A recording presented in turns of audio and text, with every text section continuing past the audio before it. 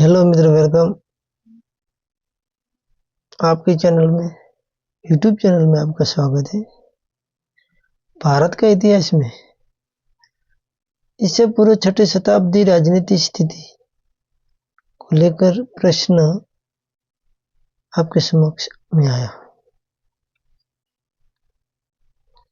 बहुत अच्छे तरीके में प्रश्न बनाया है और आपको अच्छा लगेगा। उज्जैन का प्राचीन नाम क्या था? अवंतिका। भारत के सबसे पुराने सिक्के किस धातु के थे? चांदी के। अभिलेखीय साक्ष्यों से पता चलता है कि नंद राजा के निर्देशक पर एक नहर कहाँ खो दी गई थी? कलिंग में। 6ठी शताब्दी ईसा पूर्व में मत्स्य महाजनपद का स्थित था राजस्थान में। किस प्राचीन शहर जिसका उल्लेख महाभारत और महाभाष्य दोनों में मिलता है? विराटनगर, बेराट। पाटलिपुत्र की स्थापना किसने की थी? उदय ने।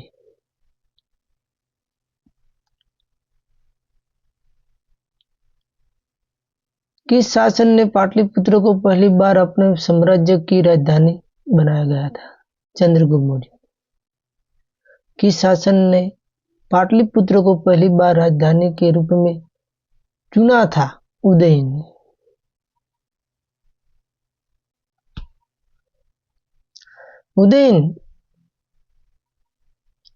उदयन वासवदत्ता की कथा किससे संबंधित है? उज्जैन से। प्रथम मगध साम्राज्य का उत्कर्ष किस शताब्दी में हुआ था? ईसा पूर्व 6ठी शताब्दी से। विश्व का पहला गणतंत्र किसके द्वारा वैशाली में स्थापित किया गया था? लिच्छवी।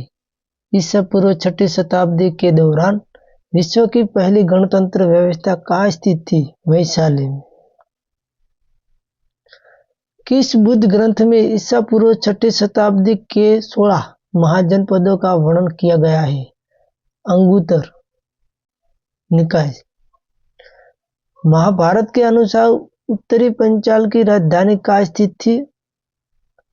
अहिच्छत्र।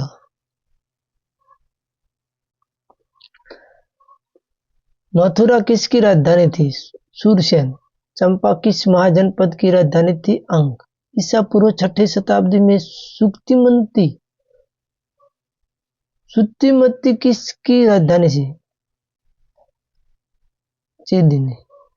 गोदावरी नदी के तट पर स्थित महाजनपद था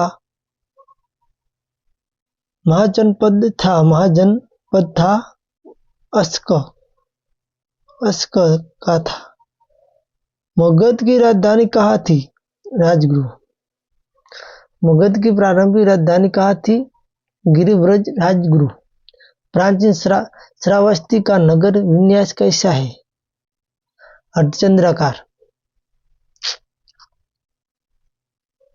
मगध के किस प्रारंभिक शासक ने सिंहासनारूढ़ होने के लिए अपने पिता की हत्या की और उसी कारण से उसके पुत्र ने भी उसकी हत्या कर दी? अजातशत्रु। अजातशत्रु के वंश का नाम क्या था? आर्य। अपने पिता की मृत्यु के लिए जिम्मेदार राजकुमार था अजातशत्रु। मगध की शक्ति मालवा क्षेत्र में किसके शासनकाल के दौरान फैली थी? शिशुनाग। नंद वंश के बाद किस राजवंश ने मगध पर शासन किया? मौर्य। राजा नंद का प्रमाण किस शिलालेख से मिलता है? खारवेल का शिलालेख से मिलता है राजा नंद का प्रमाण। हाथी गुफा के शिलालेख राजा को मगध के किस अप्रो परशुराम के नाम से जाना जाता है? महापद्मनम। मगध में नंद वंश का स्थापक कौन था? महापद्मनंद। महात्मा बुद्ध के समय के प्रसिद्ध चिकित्सक जीवक किसके दरबार में संबंध थे? बिंबिसार से। कालपी शहर किस नदी के तट पर स्थित था? यमुना। कर्नाटक वंश। कर्नाट वंश का अंतिम राजा कौन था? हरिसिंह। कर्नाट वंश का स्थापक कौन था? नान्यदेव। यूनानी आक्रमण।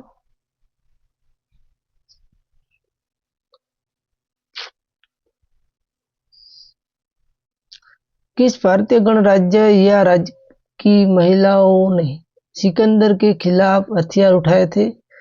जब उसके बहुत से सैनिक युद्ध के मैदान में मारे गए या घायल हो गए थे। मासिका। उस बहादुर भारतीय राजा का नाम बताइए जिसके सिकंदर ने झेलम नदी के तट पर हराया गया था। पोरस। मौर्य वंश आया। चंद्रगुप्त मौर्य का उल्लेख किसकी पुस्तक में प्रमुखता से मिलता है? विशाखादत्त।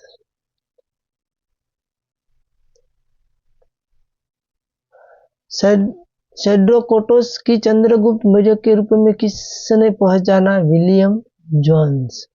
प्रथम भारतीय साम्राज्य की स्थापना किसने की थी? चंद्रगुप्त मौर्य। यूनानी लेखक जस्टिन ने किस सेड्रोकोटस कहा था? चंद्रगुप्त मौर्य। कौटिल्य किसके प्रधानमंत्री थे? चंद्रगुप्त मौर्य। चाणक्य को बचपन में किस नाम से जाना जाता था? चाणक्य को। विष्णुगुप्त।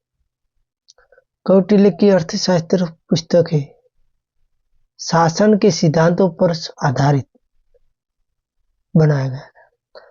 दैमाक किसके शासनकाल में भारत आया था? बिंदुसार। पाटलिपुत्र में स्थित चंद्रगुप्त का महल मुख्य रूप से किससे बना था? लकड़ियों से। पाटलिपुत्र में स्थित चंद्रगुप्त का महल लकड़ियों से बना था। कुम्भराहार स्थल पर किस प्राचीन शहर के अवशेष पाए गए थे? पाटलिपुत्र।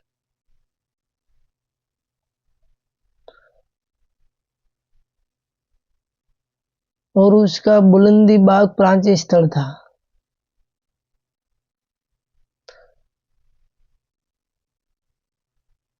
पाटलिपुत्र में बुलंदी बाग प्राचीन स्थल था पाटलिपुत्र। मालवा, गुजरात और महाराष्ट्र में विजय प्राप्त करने वाला पहला राजा कौन था? चंद्रगुप्त मौर्य। पश्चिम भारत पर चंद्रगुप्त के प्रभाव को प्रमाणित करने वाला शिलालेख है रुद्रदामन का जूनागढ़ शिलालेख।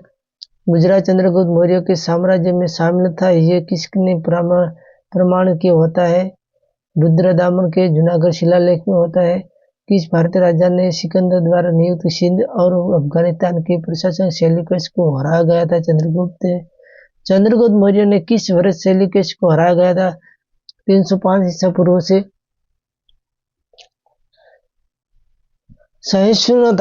सहिष्णुता, उदारता और करुणा के त्रिविध आधार पर राजधर्म की स्थापना किसने की थी? अशोक ने।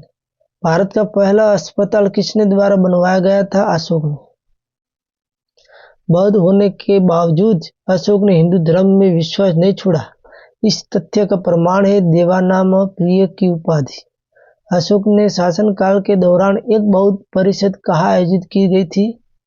पाटलिपुत्र। अर्थवाहक क्या थे? व्यापारियों का काफिला। सारनाथ स्तंभ किसके द्वारा बनवाया गया? अशोक द्वारा। सांची स्तूप का निर्माण किसने करवाया? अशोक ने। अशोक के शिलालेख में प्रयुक्त भाषा है प्राकृत। पत्थर पर सबसे पहला शिलालेख किस भाषा में था? प्राकृत। ब्राह्मी लिपि का प्रथम उत्वाचक किस पर उत्कीर्णीय अक्षरों से किया गया है? पत्थर की पट्टियों पर। अशोक के शिलालेखों को सबसे पहले किसने पढ़ा? James Prinsep. ब्राह्मणी लिपि को सबसे पहले किसने पढ़ा था? James Prinsep. अशोक से पहले की ब्राह्मी लिपि पाई गई थी अनुराधा अनुराधापुरा में अशोक को उसके शिलालेखों के लिए जिस नाम से संदर्भ किया जाता है वह है प्रियदर्शी।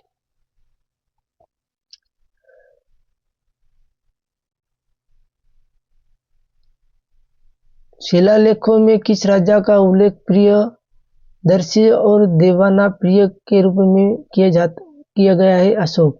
अशोक का भूमिनदयी स्तंभ किसने संबंधित है? बुद्ध का जन्म।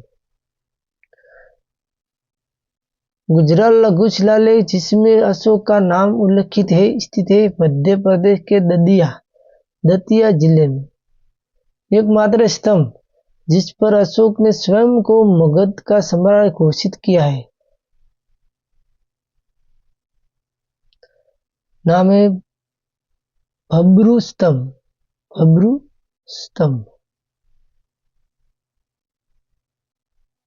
कलशी किसके लिए प्रसिद्ध है? अशोक के शिलालेख। उत्तराखंड में सम्राट अशोक के शिलालेखों की एक प्रति कहाँ मिली थी? कलशी देहरादून जिले में।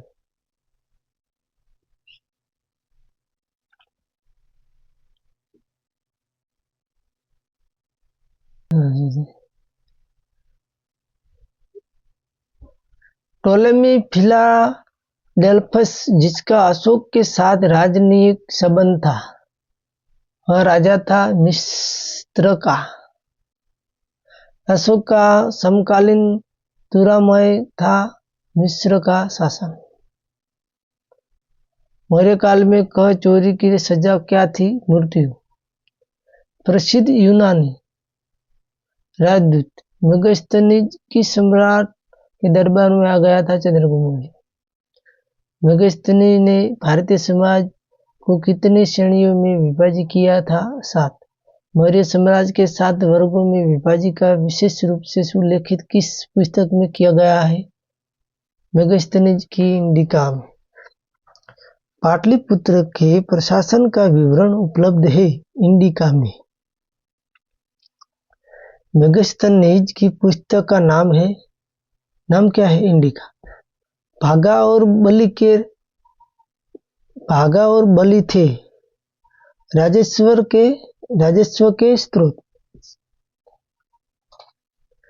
भूमि राजस्व जो मौर्य काल के दौरान आय का मुख्य स्रोत था किस अधिकारी द्वारा एकत्र किया जाता था? सीताध्यक्ष। मौर्य काल में सीता का अर्थ है क्राउन भूमि से राजस्व। मौर्य प्रशासन में जुर्माना था।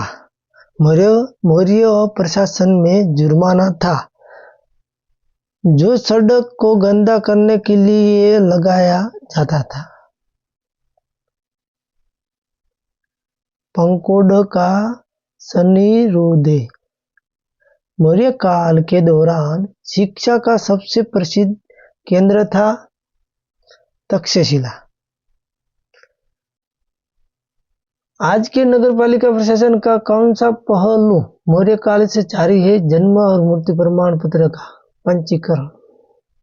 गांव के शासन को स्वायत्तशासी पंचायतों के माध्यम से संचालित करने की व्यवस्था का सूत्रपात किसने किया? मौर्य ने।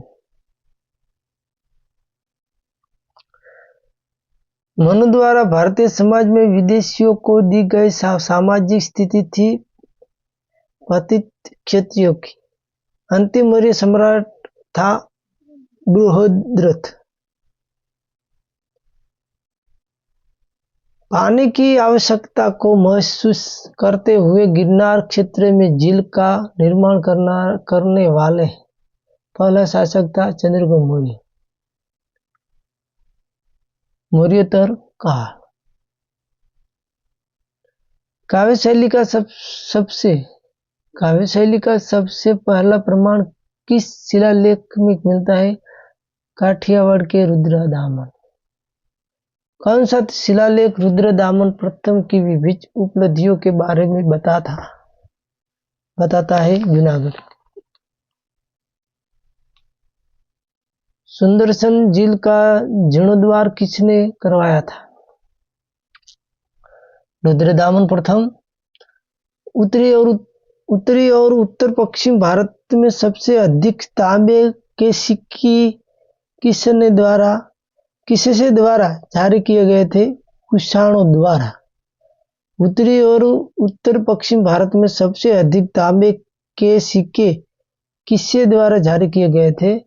कुषाणों द्वारा। बुद्ध को किस शासन के सिक्कों पर दर्शाया गया है? कनिष्क के।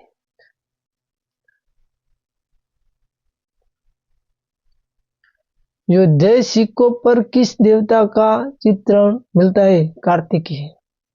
कनिष्क के सारनाथ बौद्ध चित्र शिलालेख की तिथि क्या है? 81 ईस्वी पूर्व। कुषाण शासक कनिष्क का राज्याभिषेक किस वर्ष हुआ था? ईस्वी पूर्व 78 में। 78 ईस्वी शक संवत कब शुरू हुआ? शक संवत और विक्रम संवत के बीच कितने वर्ष का अंतर है? 135 वर्ष। 135 वर्ष ईयर्स। विक्रम संवत कब शुरू हुआ? 57 ईस्वी पूर्व 57। अश्वघोष किसके समकालीन थे? कनिष्क। शुंग वंश के बाद भारत पर किस राजवंश ने शासन किया? कण्व। मौर्य के बाद दक्षिण भारत में सबसे शक्तिशाली राजवंश कौन सा था? सातवाहन। किस चीनी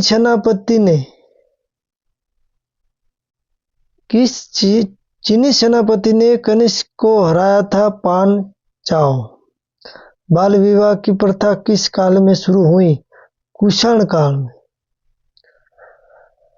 गांधार शैली की कला किसके शासन काल में फली फूली? तो कुषाण काल में। अफगानिस्तान का बामियान किसके लिए प्रसिद्ध था? बुद्ध की मूर्ति से। वह कला शैली जिसमें भारतीय और यूनानी विशेषताएं मिलती है उसे कहा जाता है गांधार शैली। भारत के कुछ हिस्से पर कब्जा करने वाला पहला फारसी शासक था डेरियस। किस पुराण में आंध्र सातवाहन राजाओं की सबसे लंबी सूची पाई जाती है? तो मत्स्य पुराण में। सातवाहनों की राजधानी कहाँ थी? अमरावती। राजा खारवेल किस शिलालेख से संबंधित है? हाथी गुफा शिलालेख से। कलिंग के राजा खारवेल किस वंश से संबंधित थे? चैदी वंश। पूर्वी रोमन शासक जस्टिनियन ने किस क्षेत्रों में सबसे अधिक योगदान दिया गया था? कानून। गुप्त एवं गुप्तोत्तर काल। गुप्त एवं गुप्तोत्तर काल। भारत का नेपोलियन किसने कहा जाता है? समुद्रगुप्त को। गुप्त वंश ने कब तक शासन किया? 319 ईस्वी से 500 ईस्वी पूर्व। परम भगवत की उपाधि धारण करने वाला पहला गुप्त शासक था चंद्रगुप्त द्वितीय। इलाहाबाद का अशोक स्तंभ किसके शासनकाल के बारे में जानकारी प्रदान करता है? समुद्रगुप्त के। प्रयाग प्रशस्ति किसके सैन्य अभियान के बारे में बताती है? समुद्रगुप्त के। दिल्ली के कुव्वत उल इस्लामी मस्जिद के प्रमाण प्रांगण में स्थित लौह स्तंभ किसकी स्मृति है? चंद्रगुप्त की, चंद्र की। हुणों के आक्रमण से कौन सा राजवंश सबसे अधिक विचलित हुआ था? गुप्त। स्कंदगुप्त के शासनकाल के दौरान भारत पर आक्रमण किसने किया था? हुणों ने। किस शिलालेख से यह ज्ञात होता है कि स्कंदगुप्त ने हुणों को हराया था? भीतरी स्तंभ शिलालेख में मिलता है। शक विजेता के रूप में किसे जाना जाता है? चंद्रगुप्त द्वितीय को। चांदी के सिक्के जारी करने वाला पहला गुप्त शासक कौन था? चंद्रगुप्त द्वितीय। तीसरी शताब्दी ईस्वी से जब हुण आक्रमण ने रोमन साम्राज्य को समाप्त कर दिया, तब से भारतीय व्यापारी अधिक से अधिक किस पर निर्भर थे? दक्षिण पूर्व एशियाई व्यापार पर। कालिदास किसके शासनकाल में थे? चंद्रगुप्त द्वितीय। गमों के सोने के सिक्के को क्या कहा जाता था? दिनारा। गुप्त द्वारा जारी किए गए चांदी के सिक्कों को कहा जाता था रूपक।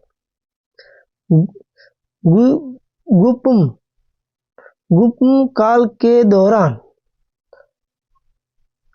लिखे गए संस्कृत नाटकों में महिलाएं और शूद्र किस भाषा में बोलते थे? प्राकृति। सती प्रथा का पहला कहाँ से मिलता है शिलालेख? एरण। गुप्त संबंध की स्थापना किसने की थी? चंद्रगुप्त प्रथम। शहरों का क्रमिक पतन किस काल की एक महत्वपूर्ण विशेषता थी? गुप्त काल। किस शासन वंश में मंदिरों और ब्राह्मणों को सबसे ज्यादा गांव अनुदान में दिए? गुप्त वंश। प्राचीन भारत में किस वंश के शासन को स्वर्ण युग माना जाता है? गुप्त।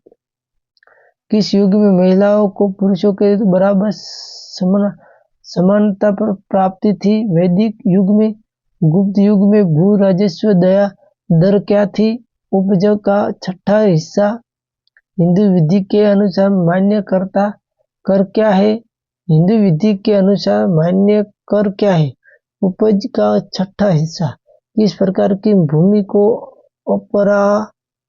अपराहत कहा जाता था? बिना खेती वाली वन भूमि। प्राचीन भारत में सिंचाई कर को कहा जाता था विदक भागम।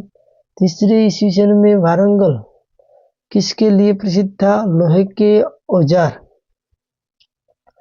तोरमान। तोरमान किस जातीय दल के थे? हुन। चीनी यात्री शुग्युन भारत में आया था।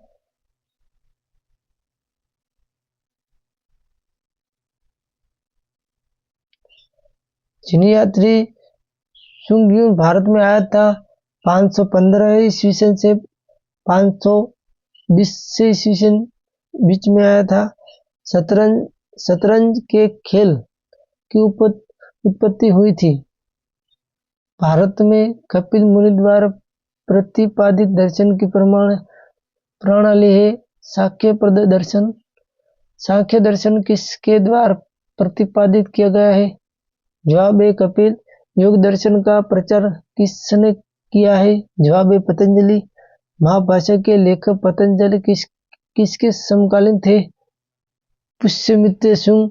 नव्य न्याय के संप्रदाय के स्थापक थे गंगेश।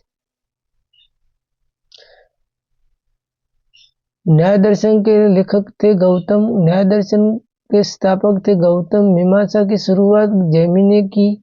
कर्म का सिद्धांत किसने संबंधित है? मीमांसा से। अद्वैत दर्शन के स्थापक थे शंकराचार्य। पुराणों के अनुसार चंद्रवंश के शासक का प्रमुख स्थान था? जवाब है प्रतिष्ठान।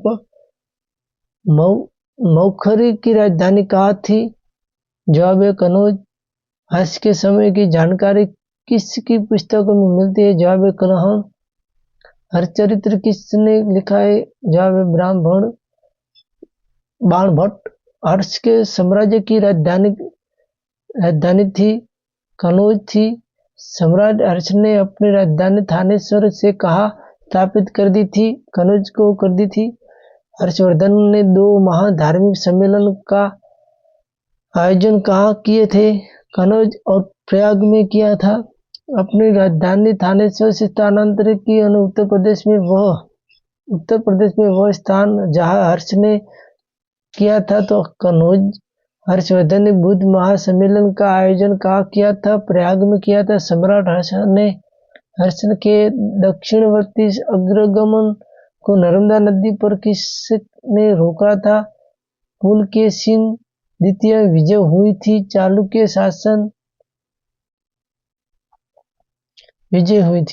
चालुक्य शासन पुलकेशी की हर्ष पर 618वें ईस्वी में। किसके शासनकाल में चीन यात्री हवेन त्सांग ने भारत यात्रा की थी?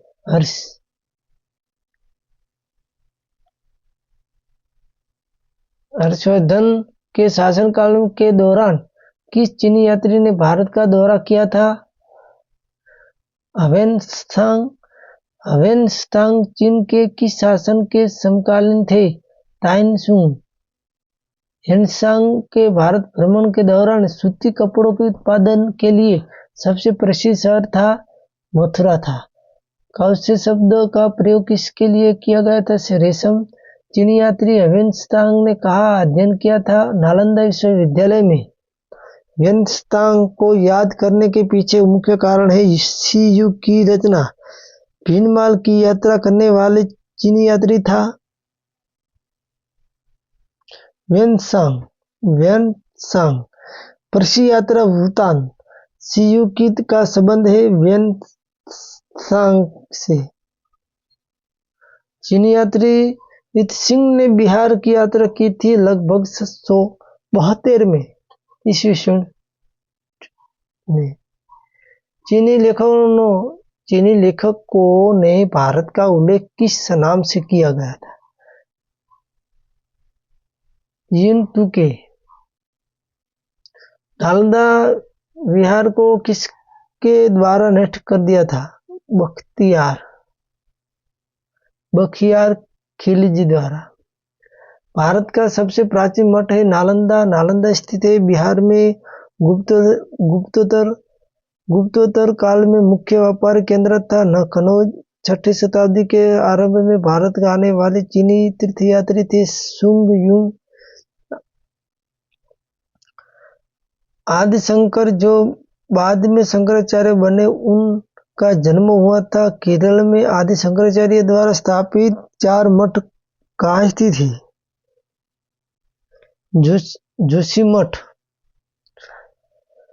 द्वारका मठ, पुरी मठ, सुगेरी।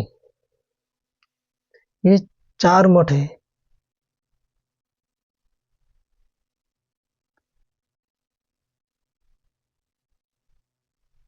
थैंक यू मित्रों, खूब खूब आभार।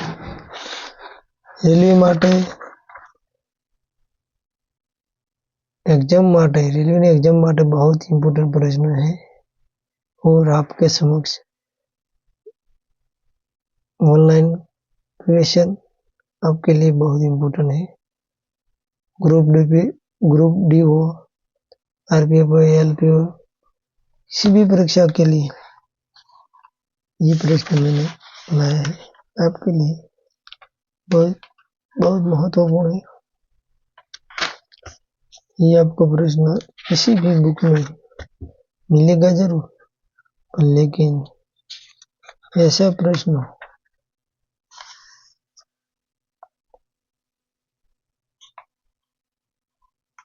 कठिन ही मिलना।